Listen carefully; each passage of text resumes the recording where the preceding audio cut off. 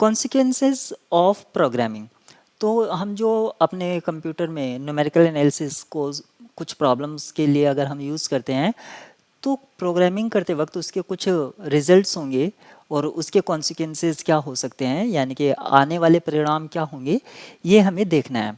तो कुछ परिणाम क्या होते हैं, एरर के लिए ही हम मेन बात करते हैं। हम किसी सल्यूशन तो जिस तरह से आ रहा है वो तो समहाउ आ ही जाता है, लेकिन उस सल्यूशन में कितना एरर है, वो एरर नेग्लिजिबल है या बहुत ज़्यादा कंसिडरेबल है, ये हमें देखना पड़ता है। तो कुछ नंबर्स हैं जिसका हम बाइनरी रिप्रेजेंटेशन अगर लिखते हैं तो वो फाइनाइट या नॉन टर्मिनेटिंग है, ये हमें देखना पड़ता है। तो पहला हमारा कॉन्सिक्वेंसेस में जो रोल प्ले करेगा वो क्या है, किसी नंबर का representation. Number that have finite decimal expansion may have infinite binary expansion, यानी कि डेसिमल में तो वो फाइनाइट है लेकिन उसका बाइनरी रिप्रेजेंटेशन जो है वो क्या है, नॉन टर्मिनेटिंग है। अब इस चीज को अगर हम फ्लोटिंग पॉइंट अरिथमेटिक बाइनरी में अगर रन करते हैं तो आप एक मैटलैब का कोड मेरी स्क्रीन पर देख सकते हैं। इस कोड को आप रन करेंगे तो ये इनफाइनाइटली लूप में रन करता जाएगा, ये आपका एंड नहीं होगा। अब इसकी वजह से जहां भी 0.1 हम एज ए बाइनरी एक्सेप्ट कर रहे हैं वहां पर कुछ ना कुछ इस इनपुट की वजह से, देखिए सॉल्यूशन मेथड जो हम यूज कर रहे हैं उसकी वजह से नहीं, लेकिन जो हम इनपुट ये यूज कर रहे हैं 0.1 बाइनरी में, इसकी वजह से एरर क्रिएट होगा।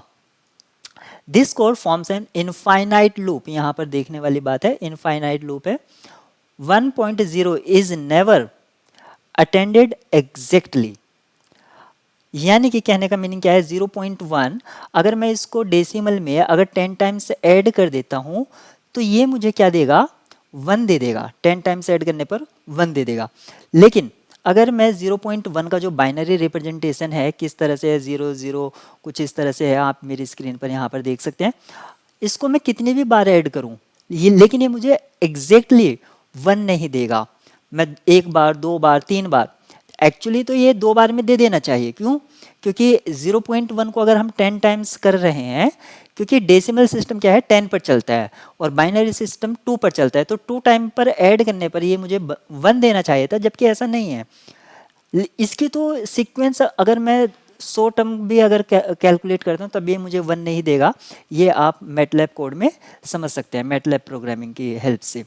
तो हमारा जो प्रोग्रामिंग में कॉन्सिक्वेंसेस आ रहे हैं वो नॉर्मली हम 2 या 3 पैरामीटर मानते हैं। एक तो हमारा है जो हमारा अरिथमेटिक है, अरिथमेटिक कैलकुलेशन है, अरिथमेटिक उसकी वजह से हो रहा है, ठीक है। दूसरा हमारा जो न्यूमेरिकल सॉल्यूशन है, न्यूमेरिकल सॉल्यूशन की कुछ हमने अजम्पशन वगैरह पहले से मान रखी होगी उसकी वजह से है। तो ये हमारे 2 मेन फैक्टर्स हैं, एक अरिथमेटिक और दूसरा न्यूमेरिकल सॉल्यूशन, ठीक है। और एक हमें देखना पड़ेगा कि जो सॉल्यूशन बनाते वक्त हमारे पास एरर है उसकी वजह से भी क्या, क्योंकि कई बार क्या है अरिथमेटिक की वजह से एक एरर क्रिएट हुई, फिर उस एरर को हमने रिपीटेड टाइम्स यूटिलाइज किया और वो फिर से एक एरर क्रिएट कर रही है, तो हमें रिपीटेड एरर क्रिएट हो रहा है, उसको भी हमें यहाँ पर देखना होगा।